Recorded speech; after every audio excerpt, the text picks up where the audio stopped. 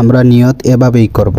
আমি ঈদুল আজহার 2 রাকাত ওয়াজিব নামাজ অতিরিক্ত 6 তাকবীরের সঙ্গে এই ইমাম সাহেবের পিছনে কিবলামুখী হয়ে আল্লাহর জন্য আদায় করছি। আল্লাহু আকবার। এরপর ইমাম সাহেবের সঙ্গে তাকবীরে তাহরিমা আল্লাহু আকবার বলে উভয় হাত বাঁধা।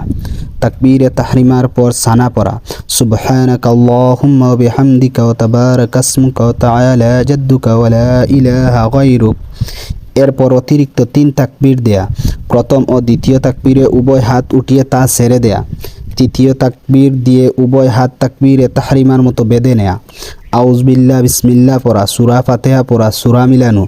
এরপর নিয়মিত নামাজের মতো রুকু ও সিজদার মাধ্যমে প্রথম রাকাত শেষ করা।